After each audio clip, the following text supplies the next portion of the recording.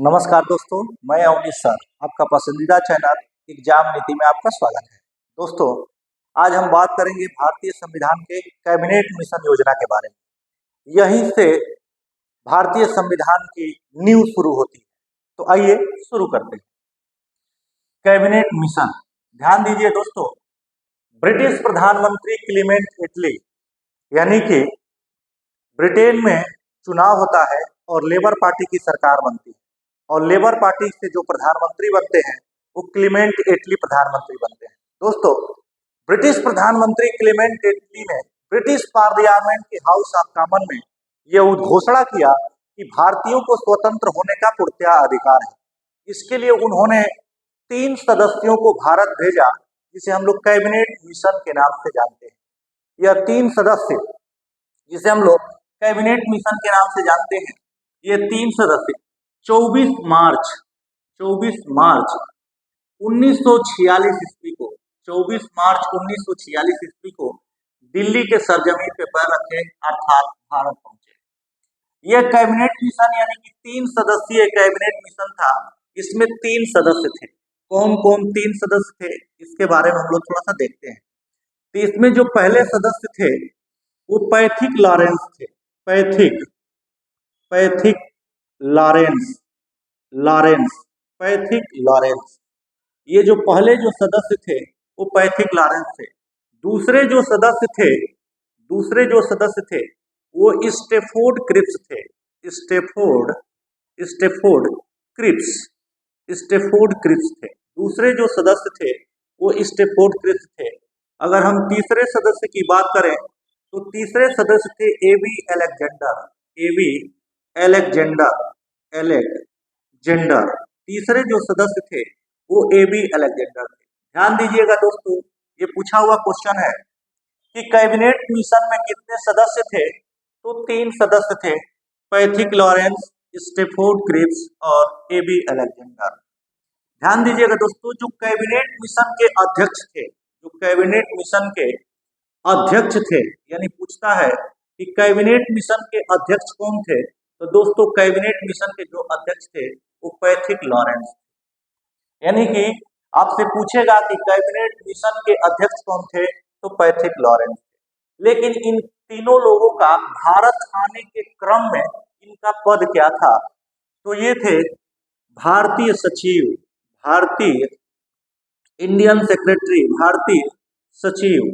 जो Pethick Lawrence थे वो भारतीय सचिव थे। वहीं अगर हम बात करें स्टेफोर्ड क्रिप्स की, तो स्टेफोर्ड क्रिप्स थे व्यापार बोर्ड के अध्यक्ष थे, यानी कि व्यापार बोर्ड के अध्यक्ष, या कहीं कहीं आपको मिल जाएगा कि व्यापार मंत्री कौन थे, तो ये व्यापार मंत्री थे। व्यापार मंत्री इन्हीं को कहीं कहीं दे देता है वाणिज्य मंत्री। दोस्तों, घबराने वाली बात नहीं है। अगर व्यापार बोर्ड के अध्यक्ष दे दे, व्यापार मंत्री दे दे, वाणिज्य मंत्री दे दे, बात एक ही है। तो ये एग्जाम के ऊपर निर्भर कर रहा है, ऑप्शन के ऊपर निर्भर कर रहा है। एबी अलेक्जेंडर ये नौसेना मंत्री थे। नौसेना मंत्री यानी कि आप कह सकते हैं कि ये जल मंत्री भी थे, या जल मंत्री भी कह सकते हैं, जल मंत्री। दोस्तों, ये याद रखने वाली चीज है कि पूछ देगा कि कैबिनेट मिशन में एबी अलेक्जेंडर किस पद पे आसीन थे, तो नौसेना मंत्री थे या जल मंत्री थे। आखिर दोस्तों, कैबिनेट मिशन का मुख्य उद्देश्य क्या था भारत आने में, तो ध्यान दीजिएगा, 2 उद्देश्य था इसका। एक तो संविधान सभा का गठन, एक जो इसका उद्देश्य था वो संविधान सभा का गठन। दूसरा जो उद्देश्य था इसका वो भारत का विभाजन। ध्यान दीजिएगा दोस्तों, ये गौड़ उद्देश्य है, यानी कि ये पहला उद्देश्य था संविधान सभा का गठन, और ये दूसरा जो इसका उद्देश्य था वो भारत का विभाजन था। आखिर देखिए, यही संविधान भी बनाने के लिए, प्रारूप के लिए, बताने के लिए लोग आए हैं। दूसरा, यही भारत का विभाजन करने के लिए भी संस्तुति कर रहे हैं।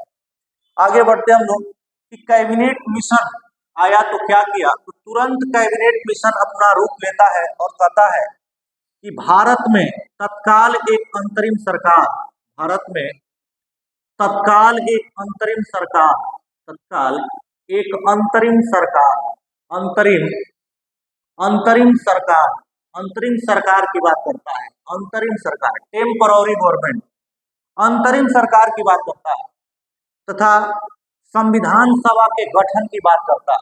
यानी कि भारत में तत्काल एक अंतरिम सरकार तथा संविधान सभा के निर्माण हेतु के लिए, संविधान सभा के निर्माण की बात करता है।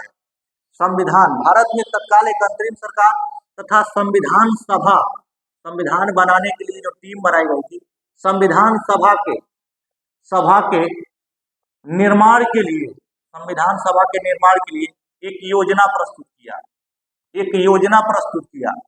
यानी कि संविधान सभा के निर्माण के लिए एक योजना प्रस्तुत किया।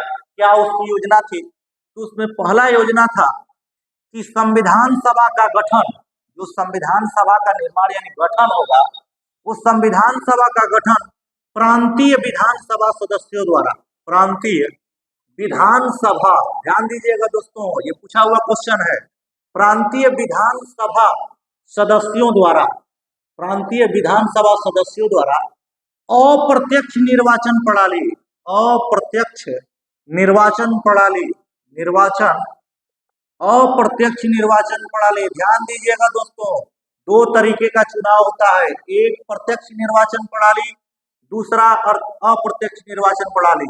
यानी कि हम जिसको डायरेक्ट वोट देते हैं वो प्रत्यक्ष निर्वाचन प्रणाली होता है, और हम जिसको वोट दे वो दूसरे को चुने वो अप्रत्यक्ष निर्वाचन प्रणाली होता है। दोस्तों, तो पहला कह रहा है कि प्रांतीय विधानसभा सदस्यों द्वारा अप्रत्यक्ष निर्वाचन प्रणाली द्वारा वयस्क मताधिकार, ध्यान दीजिएगा दोस्त, वयस्क मताधिकार, वयस्क मताधिकार, वयस्क मताधिकार के आधार पर किया जाएगा। वयस्क मताधिकार का मतलब होता है दोस्त 18 वर्ष के अगर आप हो गए हो तो, यानी 18 वर्ष के आप हो गए हैं तो भारतीय संविधान के नजर में आप वयस्क हैं, तो वयस्क मताधिकार के आधार पर किया जाएगा। दूसरी बात क्या कर रहा है दोस्तों, तो दूसरी बात कह रहा है कि 10 लाख के जनसंख्या पर, 10 लाख के जनसंख्या पर, 10 लाख के जनसंख्या पर एक प्रतिनिधि, ध्यान दीजिएगा, 10 लाख के जनसंख्या पर एक प्रतिनिधि, 10 लाख की जनसंख्या पर एक प्रतिनिधि संविधान सभा के लिए चुना जाएगा, संविधान सभा के लिए, संविधान सभा के लिए चुना जाएगा, संविधान सभा के लिए चुना जाएगा। यानी कि देखिए, ध्यान दीजिएगा दोस्त कि 10 लाख के जनसंख्या पर एक प्रतिनिधि संविधान सभा के लिए चुना जाएगा। अब तीसरी बात क्या है, संविधान सभा में, ध्यान दीजिएगा यही मेन लाइन है, संविधान सभा में, सभा में कुल सदस्यों की संख्या, कुल सदस्यों की संख्या 389 निश्चित की गई, 389 निश्चित की गई, 389 निश्चित की गई, 389 निश्चित की गई। ध्यान दीजिएगा, आपसे पूछता है कि संविधान सभा में कुल सदस्यों की संख्या कितनी थी, तो बाबू 389, 389 सदस्य थे। लेकिन इन 389 सदस्यों में कहां से सीटें निर्धारित की गई थी, इसको थोड़ा सा हम लोग देखते हैं। तो संविधान सभा में कुल सदस्यों की संख्या 389 निश्चित की गई थी, जिसमें ब्रिटिश प्रांतों से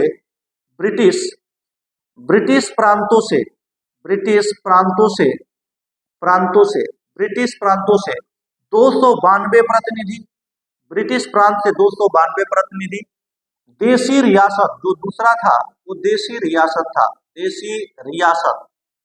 देशी रियासत यानी कि दोस्तों देशी रियासत से 93 प्रतिनिधि थे। कितने प्रतिनिधि थे? तो 93 प्रतिनिधि थे। वही अगर हम बात करें चीफ कमिश्नरी की, तो चीफ कमिश्नरी से 4 प्रतिनिधि थे। चीफ कमिश्नरी से कितने प्रतिनिधि थे दोस्त? तो 4 प्रतिनिधि थे। कौन कौन चीफ कमिश्नरियां थी उसको हम थोड़ा सा देखते हैं। तो पहली जो कमिश्नरी थी वो दिल्ली थी, दिल्ली। दूसरी जो कमिश्नरी थी वो अजमेर थी, अजमेर। इसे मेरवाड़ के नाम से भी जाना जाता है दोस्त, मेरवाड़, मेरवाड़ भी कहा जाता था, मेरवाड़। अगर वही तीसरी चीफ कमिश्नरी की बात करें तो बलूचिस्तान थी, बलूचिस्तान, बलूचिस्तान थी। और चौथी जो चीफ कमिश्नरी थी ये कुर्ग थी। ये पूछा हुआ क्वेश्चन है कुर्ग दोस्त। कुर्ग पड़ता है आपका कर्नाटक में, कर्नाटक। ये कुर्ग जो चीफ कमिश्नरी थी ये कर्नाटक में पड़ती थी। तो ये रहा आपके संविधान सभा में कुल सदस्यों की संख्या 389, जिसमें ब्रिटिश प्रांतों से 292 प्रतिनिधि, देशी रियासत से 93 प्रतिनिधि और चीफ कमिश्नरी से 4 प्रतिनिधि। ध्यान दीजिएगा दोस्त, ये चारों आपको याद रखना है। दिल्ली, अजमेर, इसे मेरवाड़ भी कहा गया है, बलूचिस्तान और कुर्ग जो कर्नाटक में पड़ता है। इसके बाद क्या होता है तो सारी चीजें, इसमें एक चीज और पूछता है, ये आपको नोट करके हम बता दे रहे हैं। तो संविधान सभा में, इस संविधान सभा में जो 389 सदस्य थे, कि संविधान सभा में महिला सदस्यों की संख्या, संविधान सभा में महिला सदस्यों की संख्या, महिला सदस्यों की संख्या, ध्यान दीजिएगा दोस्त, संविधान सभा में महिला सदस्यों की संख्या, सदस्यों की संख्या 15 थी। कितनी थी तो 15 थी। वही अगर हम बात करें कि अनुसूचित जाति की, ये नोट नंबर 3 कर देते हैं हम, 2 कर देते हैं इसे। संविधान सभा में अनुसूचित जाति, अनुसूचित जातियों की संख्या कितनी थी तो अनुसूचित जातियों की संख्या जो थी वो 26 थी। कितनी थी तो 26 थी। अगर वही बात करें हम कि संविधान सभा में अनुसूचित जनजातियों की संख्या कितनी थी तो अनुसूचित जन जो जाति है, अनुसूचित जनजातियों की जो संख्या थी वो 33 थी। ध्यान दीजिएगा दोस्त, अनुसूचित जनजातियों की जो संख्या थी वो 33 थी। एक चीज और यहाँ आप लोग जान लीजिए कि हैदराबाद एक ऐसी रियासत थी, हैदराबाद, हैदराबाद एक ऐसी रियासत थी, ऐसी रियासत थी जिसके प्रतिनिधि संविधान सभा में शामिल नहीं हुए थे। ध्यान दीजिएगा दोस्त, कई बार एक क्वेश्चन पूछा हुआ है कि कौन ऐसी रियासत थी जिसके प्रतिनिधि संविधान सभा में शामिल नहीं हुए थे। तो दोस्त, हैदराबाद एक ऐसी रियासत थी जिसके प्रतिनिधि, जिसके प्रतिनिधि संविधान सभा में शामिल नहीं हुए थे। प्रतिनिधि संविधान सभा में, संविधान सभा में, संविधान सभा में शामिल नहीं हुए थे, शामिल नहीं हुए थे, नहीं हुए थे, संविधान सभा में शामिल नहीं हुए थे। काफी लंबा हो जाएगा दोस्त वीडियो, नहीं तो हम आपको पूरे वीडियो डिटेल से पढ़ाते। हालांकि इस वीडियो के बाद तुरंत कल आपको दूसरा एक वीडियो मिलेगा। कैसी लगी ये वीडियो जरूर कमेंट करके बताइएगा। मिलते हैं अगले वीडियो में, तब तक के लिए नमस्कार।